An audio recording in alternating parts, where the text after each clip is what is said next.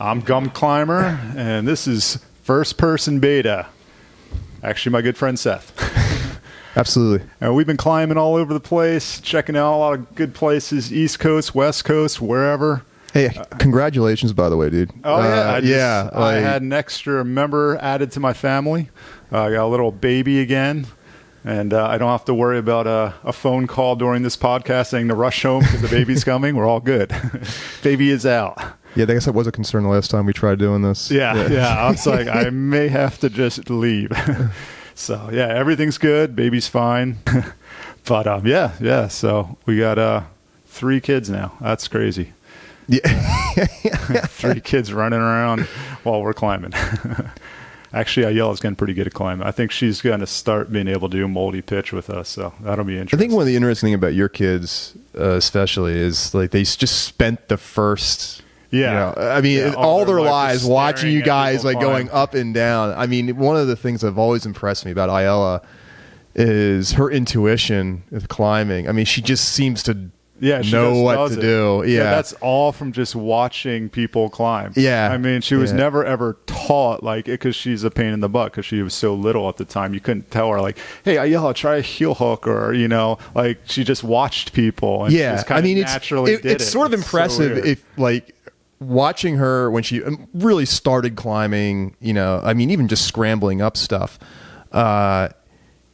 People have this tendency of like really getting their hips climbing dead square on the wall, bringing their feet sideways, to just compensate for all of those like muscle groups that just aren't developed, at the time. That was never an issue with her. She just sort of knew what to do. You would really just watch her, and she was really young. She'd be like 2 or 3 and doing drop knees, and you're just like, what? Where did you learn that? Yeah. So, the family's good. So, I don't know. What should we talk about? Should we talk rope soloing or should we talk about that awesome van that you built? I'm game with either. Should we start with the van? Let me see if... Yeah, I mean, the van's still chugging. I love that van. The van is really cool. I'll tell you what, though. If you compare that van to the vans a lot of people are building out now... it's kind of night and day, but you got to also be like, how much money did they spend on it? Absolutely. Yeah, I mean, if you are rich, you can build a very nice van or have someone build it for you. But dude, your van kicks ass. I mean, I'm super happy with my van. On the outside, but the inside, dude, I love the I kind of like the fact that the outside looks as rugged as it does. Yeah, it works well for parking places. Well, sort of, because it very much stands out. That's the only real problem with it. I don't really think there's any stealth vanning going on with that thing, but but the I mean, all the money I spent all the money on the interior, and it's perfect. So for anyone that doesn't know, it's a 4250. It's a 2006, and I went with the Econoline drivetrain because they're bomb proof. I mean, I don't have problems as far as I'm not worried about it breaking down on me. It is kind of a pain in the butt to work on stuff in the engine because the engine bay is just so small and compact in those vehicles, but parts are super cheap and everybody knows how to work on them. So it's reliable, and that was like my number one concern, going into it. And then as far as and then the interior, I spent more on the interior build out than I did on the vehicle itself. Well, that's what you got to do when you buy a van and you got to live in it. Exactly, you make it comfortable. I mean, make it a place you want to go to, or you're okay like spending extended time in, because you will if you're living out on the road for How many miles do you think you've put on that as far as driving for climbing? 45,000. Yeah. I'm at 45,000 right now. That's awesome. I know. It's a lot. That's also really, really expensive. Really expensive. Yeah, that gas. I mean, last year... Well, no, I guess 2 years ago, because I started in... that's crazy to think about. 2018. So I was on the road for... how long? 7 months? 8 months? Yeah. You were gone for a while. Yeah, I mean, I I burned through about 10 grand, I think, somewhere around there, which is pretty bad. Yeah, but that's money well spent. Oh no, absolutely. That was an investment in my future right there. Yeah, I mean, it sounds like a lot, though. That was planned. I mean, that was not come January when I came back for a little bit. Yeah. I mean, that was a good break because me and you were. It was. I mean, I think almost stuff. to the dollar. I had that I spent exactly what I planned on spending. Perfect, and then. Well, how are you set now? Are you planning to get back out there? I do. I'll tell you what. I started working full time. 2 weeks ago, I guess, and. Wait, a job? Yeah, I know. Crazy, ain't it? Damn, dude. What's going on? What's wrong with me? I have to admit that's been really therapeutic, or at least kind of removing the drama, separating the drama of like family, stuff. Just having like this task, and I can just sit down and like focus on that, and not really remove myself from everything else. Because I mean, in a lot of ways, that's one of the reasons why I like climbing so much, is because when I'm in the process of doing it, I'm so tuned in and focused on like the objective at hand.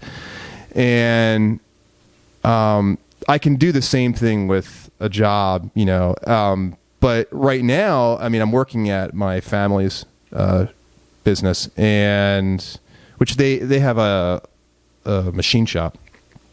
And so I'm like programming machines, and working stuff like that, and it's all the CAD stuff. Yeah, and it's just I'm familiar with that. It's all of our customers do all that stuff and then bring the stuff to us. Yeah. I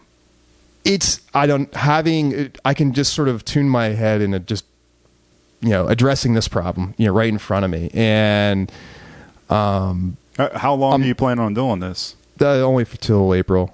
April. So, and then the plans to get back on the road. Then the plans to get back on the road. And though I don't west, or are you going to new again? Do you have a plan? That's a good question. I don't even know if I know the answer to that, but I'm definitely. I'll tell you what. Every time I review videos that I shot over the past 2 years, which is largely my time out, out west. Man, I miss it. Like, do I miss it? And it's just, rough. And then I'm thinking, like, why am I here? Not that, and don't get me wrong. I think, like, the new, hands down, I think the new probably has the best single pitch sport climbing in the country. I think it has just a lot of everything. It does. It absolutely does. And the bouldering is, the bouldering is great down there. I think there's a lot of it. I don't think it's like one of those things that's like, do they have really good guidebooks yet for the bouldering down there? Or is it pretty much like, I found some boulders, dude, you should check them out? That's mostly what it is. But that's also part of the appeal. Yeah. So, I mean, the Green Lane. There is a guidebook. Yeah. Yeah, exactly. There is a guidebook, but there is just so much potential bouldering down there that... I mean, the guidebook, they published the guidebook, and they left out, something like 200 or 300 documented boulders, and there's still more, and people are still discovering all this stuff.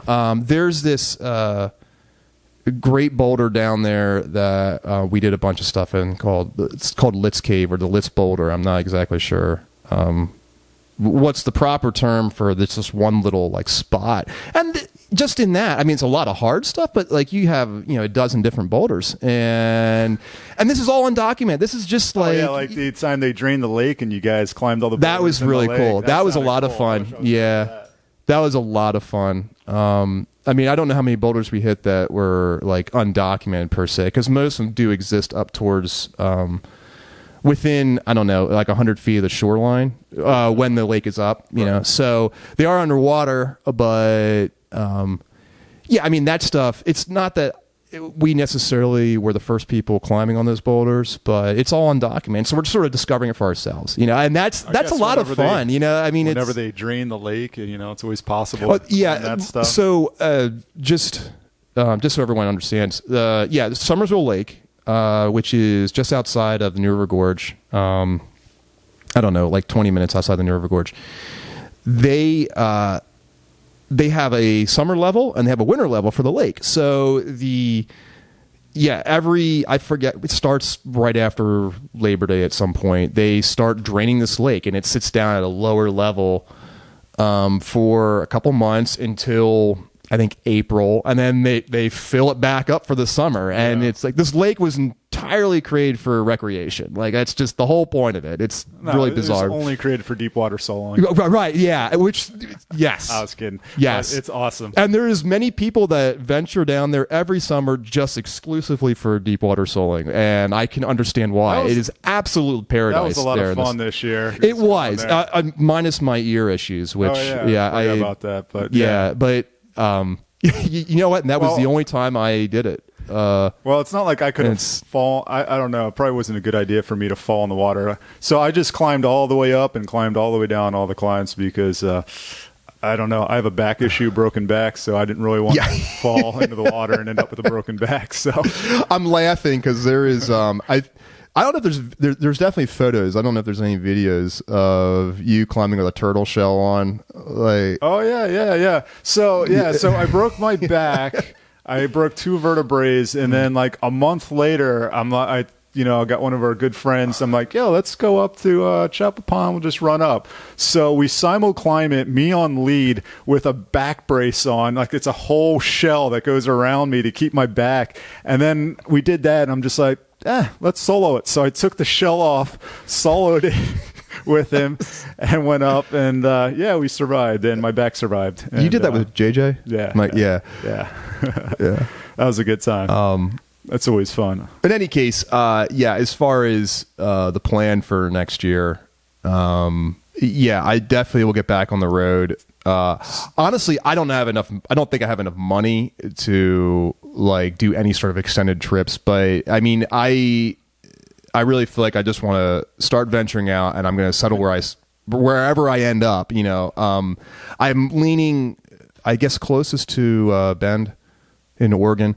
What about late September? Still the nose? Oh, I still want to do the nose. I absolutely. I'll come out and we'll knock the nose. Yeah, out. and the weather will be awesome, and Last time we tried that, it didn't work out so well. That was so frustrating. I was out for 15 days, and it rained and snowed every single day in Yosemite. So we ended up climbing other places, and it was a good time. Probably talk. No, I mean that was I definitely had a blast doing it. That was great.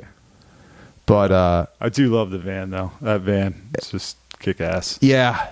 Other than you had that refrigerator problem when we were... that wasn't a problem with the refrigerator, it turns out. Like it was my charge controller. So there's a solid state switch on the charge controller. So, and I have all my DC peripherals all being powered off of that DC switch. And apparently when it's left on for a period of time, it gets... it sort of just ends up getting like locked into the on position. So if you were to hit the button to turn it off, it just stays on. So what happened was because we had all that stuff in the back, because I had all this additional stuff that was on the floor. The haul bag, and when we were driving around, something hit the button and turned off that switch, but it didn't. It just shut down all the DC on the power on the DC side. It just sort of like slowly started getting lower and lower, and it fell below like a threshold where the fridge could operate properly. So the fridge wasn't. And all I had to do was cycle power on the charge controller, and everything was okay. But it took us like an hour in the morning to figure that out. Yeah, you're just like, something's wrong here. Refrigerator's not working. We got to figure this out. Actually, the fridge might be coming. I don't know. The fridge is still working, but it's hard to say right now because it's so cold out that it doesn't need to work so much. It doesn't need to chug all the time. I have a feeling that my cabin battery, probably needs replaced, which is not a surprise. When I bought that thing, I only expected to get a year out of it. Going lithium? I've seen a lot of people have done that. It's too expensive, man. Yeah, I knew it was expensive. To get a battery dropped a little bit, but I mean, don't get me wrong. Like, there's a lot of advantages to it. The weight savings, really, and the fact that they're sealed. means that you don't have to worry about having like being enclosed outside of the cabin, and there's like a safety component to it that is beneficial. It's just, I mean, to get a battery, like you're looking at like, I don't know, $850, $900 for a 140 amp hour capacity, and that's just I've seen people would swear by those lithium batteries. Oh, I'm sure. Just like they're incredible, and they just last so much longer. My father hooked them up in his RV, and he loves it. Yeah. So it works pretty well. Yeah, I mean, we'll see what happens. I kind of. Yeah, I mean, I don't think. I said this last year, though, which is the other caveat I'll throw in there. It's like, well, you only have enough money to really last for like 2 months on the road, and then I got to settle down somewhere, and then I ended up, just continuing doing what I'm doing until now, And so, I mean, who knows? Like, I could in the next like 3 months, if I'm not. It's not like my expenditures are really that significant, so I'm saving up money right now, and I could just feasibly just do it another year. Granted, I don't have health insurance right now, but that sucks. Yes, it does. Yeah, I got to figure that one out. So we'll see. Had some, didn't you? Yeah. It's all good. I'm a good man. So you're gonna head out in April, and then.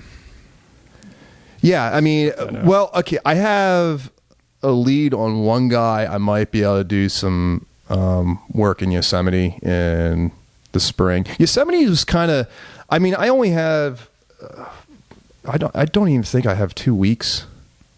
No, I have, about 2 weeks in Yosemite over the past 2 years. Yeah, just because of the cost and all. Yeah, well, I mean, I guess part of it is I just never really figured out or invested the time into figuring out how to actually live in the valley, and that's not it's not as simple and as easy as you might think. Especially like so. Now, anyway, Camp 4 is on a lottery system, so like you're not even guaranteed to like be able to find a spot if you get there. Now, climbers tend to be pretty good about like sharing sites with because I mean a lot of places like Red Rocks included, like campgrounds. There's one and that's it, and then you have however many climbers that are trying to stay in the same campground. So. Yeah, I mean, Hidden Valley in Joshua Tree is the same way. So you can kind of like beg for a site, beg for a spot, offer to share a spot, and that generally works out pretty well. As long as you're not in a van or committed to living in a van. And so I have this van that I put all this time and money into like building out, and I live in. It's comfortable, but and I want to stay in it. So if you're willing to like sleep under a rock. Well, you could always do like some rope soloing or something if you had a haul bag and sure. I did a little bit of it when I was in Yosemite. That's finding people to climb with has never been an issue. Yeah, it's true. That is, sure, I mean, and I will say that to anyone thinking about doing this. We're all like-minded individuals, and everybody's looking for partners for the next day or the next adventure. Like finding people to climb with has never been an issue. Even in the valley, I mean, like, so if you're, I mean, a lot of people now, if they're not in the park, they're staying just outside the park. And yeah, you end up congregating with all the other climbers that are doing the same thing you're doing. So, I mean, it's not hard to find people, yeah, I think it's getting harder and harder, though. You say like well, the problem is they're not building their infrastructure. All their infrastructure is built around corralling tourists. You know, I mean, and admittedly, I'm a tourist. I mean, like that's like, I'm just not, working within the same like paradigm or interested in the same things that other tourists are. Like I'm there for the climbing objectives and like this. It's kind of funny or it's somewhat ironic. Like you go into. On the edge of Camp 4, it's right near the Columbia Boulder, which is where Midnight Lightning is. They have this giant plaque there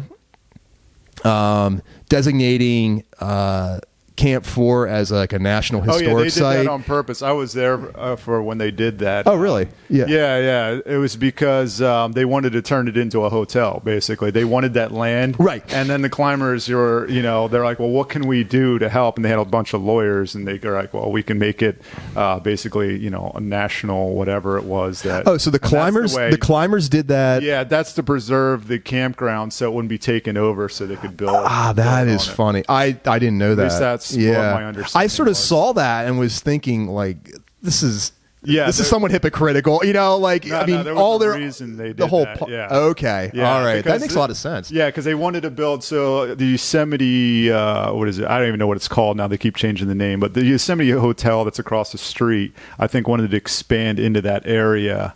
And and then the climbers were like, "Hey, wait, we've been here forever." Okay.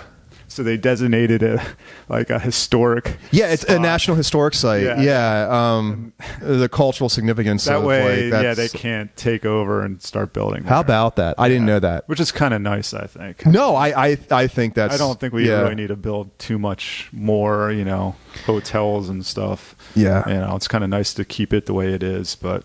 Yeah, unfortunately, that seems to be a trend amongst all the national parks. It's kind of sad because look, the parks really do contain some amazing natural wonders, and obviously, the valley in Yosemite is a very obvious camp in terms of climbing. Like, it's like, that just doesn't exist like that anywhere else, But not even like go to Yellowstone and you have these geysers and these hot springs, and then just even there's brown bears living in Yellowstone. There's the bison, and you want to just experience that. In its purest, or in some sort of pure fashion, but you can't, because everything in these parks is built around corralling tourists for one. And having the designation of a national park adds to the popularity of that region, So there's not just national parks there's not just national parks that exist within the U.S. You also have like national recreation lands, which is what the New River Gorge is right now. You have like national conservation areas, which is what Red Rocks is. National forests, which are all over the place, and a lot of times there's really like nothing different in terms of between like a park, in terms of the quality of what you're experiencing between like the national recreation land versus the national conservation area versus the national forest versus the national park, other than having that designation of a national park, So on the same lines, and the reason what brought this to mind was there's a push now among the locals at the New River Gorge to designate it as a national park, and the idea is this will draw more people there. And it's they're trying to improve the economy in the area. Yeah, it's West Virginia. They need anything. They need anything they can get. Yeah, exactly. And on that one side of it, it's like, well, I understand that makes sense, especially because like tourism. These adventurers, that's the whole economy down there, or at least within Fayetteville. But for climbers, it makes sense, but I can't, is there anything really cool to see or check out? the New River Gorge is really cool to see, the bridge and stuff like that. Yeah. But, the bridge is its own. What do you mean in terms of like for us climbers, it's an incredible place because there's just an endless amount of climbing pretty much. But for like, a nice couple. Well, rafting is the big thing down there. Yeah, rafting. Rafting is that's. Yeah. But I think they would be like in the same boat as us. Is like, do we really want everybody here? Oh yes, they do. Yes, the rafting. I guess the rafting, they get a lot of money from that. It's a little different than the climbing. Oh yeah, it's dollars and cents. Fayetteville. It's not like there's this booming industrial growth going on in Fayetteville. Or even like having these very white collar tech. You're talking there's about the no towns and put. It's companies and like stuff. that town is reliant on the revenue coming in from the tourism to the place. And that's fine. There's a lot of places that thrive on this, and so a designation. Well, the hope is anyway. Is the designation of a national park on the gorge will attract more attention and more people to come there. Right. Well, that makes sense. And that goods. The thing with the climbing is that there's nothing down there, or there's very few things down there that are generating a revenue from the climbing. Well, I mean, the climbers do spend money. I think what was it? Sure, The Red River Gorge. They said. Well, the Red River Gorge is a big, tons of money off of the climbers because there's nothing else. Well, right. Well, like, but that's also climbing is the whole. That's the one thing that the Red has going for it that's drawing other people into the region. In terms of the new, like rafting is king. So rafting is what's drawing most of the people down there. You also have biking, mountain biking, like that is, and that's blowing up everywhere. If not, has kind of come to its wherever level it's going to be at. And I think there's more of it down in West Virginia than there would be down at the Red, but there's other groups that are coming down there to experience the gorge, and this is, by the way, this is all in my opinion, just having been down there for a while. Climbers by themselves, we're not into spending money. I mean, we just want to go and climb. What's the cheapest restaurant? Yeah, right. Well, not even a restaurant. Usually, I mean, we spend money. I mean, we go to the bars and I mean, we're a user group that prides ourselves on being dirtbags. I mean, it's like we don't spend money, so it's not an attractive demographic to try to appeal to. And I think, like Fayetteville and lots of other places, the same deal. I mean, luckily for the Red, they have Miguel's, which is just this whole epicenter of the community, at least as far as East Coast climbing goes. And I think a lot of the stuff is, the Rock House, that has come up in the past few years. Yeah, I love that place. Yeah, no, it's really nice, and there's not many options. That's exactly it. There's not many other options. As more options start to become available, then that revenue will split out. But the only outside user group that is coming into the Red River Gorge is climbers, or are climbers. If mountain biking picked up down there, which I don't really see how it would, only because of land use, but if that were, I'd imagine that would be a larger group than even climbers. I don't even know. Is there much mountain biking in that area? I don't. Well, at least not on public land, and that's sort of because these are all private landowners, and true. It's hard to say. I'm not really sure. I think potentially there could be, but it's hard to say. I mean, the Red River Climbing Coalition has already secured, these mass tracts of land, Pendergrass and Miller Fork and Muir Valley, I guess is the other one. So for biking to develop in those regions, I think would be somewhat difficult. Maybe not difficult. It's hard to say. I don't really know. Then you have now the Daniel Boone National Forest, which is the northern part of the gorge. I could see it developing there. But I'd also kind of feel that if it was going to develop, it would have already developed. Yeah. That's so kind of probably not, but I don't know. It's an interesting area. It is. So all right. Well, what do we got? 30 minutes. All right. Well, I guess we could sum this up unless you have something else you want to add. No, again, I am still very, very committed to doing the nose and getting the nose on film. Yeah, that would be cool. That has never left my mind. So anyone listening has been wondering about that. I am going to make that a reality. It's just, there's a lot involved with it. Part of it is even just sort of raising the money to do it because it isn't cheap.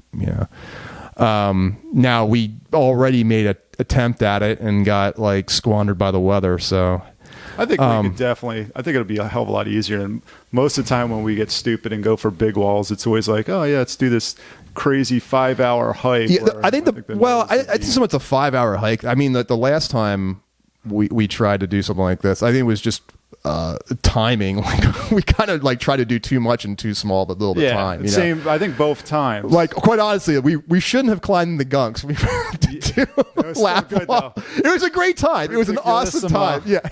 We did some good climbs there. I think it was worth it. But yeah, we did. No, worth it. Yes. Yeah. Before we got into something crazy. Yeah, and the weather also again didn't really cooperate as well as it could have. But yeah, hey, that's climbing. Yeah. Well, anyway, the First Person Beta is a YouTube channel. If you haven't already seen it, it is my like POV climbing project. I have been operating that for like 8-9 years now. I think actively. I also have a Patreon page. If you really would like to see me do the news, I could use donations. That is all that money, like pretty much entirely goes to equipment and to keep doing this, or at least keep filming this, because that does take work, and it takes, I mean, not just the climbing. Obviously the climbing is enjoyable, but what I'm saying is like filming that and you editing it. I am, I'm sort of neurotic about the quality of my work. I mean, I want it to be of good quality. If I had time, I would do that. Yeah. But I don't have time, so I just throw things up. I'm the raw. And one of I have been trying to figure out stuff to. I do push videos to my Patreon page that I don't feature on my regular YouTube page. What's your Instagram? What's up? What's your Instagram? First Person Beta. First Person Beta Instagram. Yeah, at First Person Beta. Yeah. I also have an email. I mean, if you wanted to, you can look that up. It's on my channel. It's on my webpage, firstpersonbeta.com. If you want to get a hold of me, I try to be very good about getting back to people. I do get inquiries about various things, and I really do want to try to be engaging with people if I can. I'm also, if this works out well, I could see pushing a podcast up to the Patreon. If you guys like this and you want to see that, then I'd be happy to do it. That would be awesome. I think we should probably do an episode on talking POV climbing, because you and I are more or less the ones doing it. I mean, there are some others. You more than me, but yeah. Actually, there's a few people doing it, and again, that's another episode. But I think that's about all my plugs. Yeah, I'm Gunkclimber. You can find me on YouTube and Instagram. And I must say the standard footage for GoPros definitely get a lot more hits. But some people do love the 360, but very small. I don't know. I always dig. I think it has to do with bandwidth. I think most people just don't have the bandwidth to actually view it properly, because if you don't have the bandwidth, it does not work and it just looks horrible. Yeah, I mean, if you have a VR setup, like something to wear, it's amazing. That would be cool, it's absolutely amazing. Really watching it on a screen, though, I mean, it's neat to be able to kind of like look around. You can look at anything you wish, which is really cool. See, the trick is that when I have it, I can just use my finger and I can switch it to whatever I want to. Most people are moving their camera around, right? Which you can do, but it's just so much easier. I can just be like, "Where's my feet?" All right, and then look up, and then just use your fingers. It's so much easier. Yeah. But I think that technology is yet to improve. Catch up. Yeah. But you're also filming the same climbs with in a standard. Yeah, in standard. Yeah. So I have both. So if anyone wants to see it. So, all right, we'll see you out there. Hopefully the weather will improve and we'll get outside. But until that happens, we'll probably be recording a couple more of these things. Yeah, probably.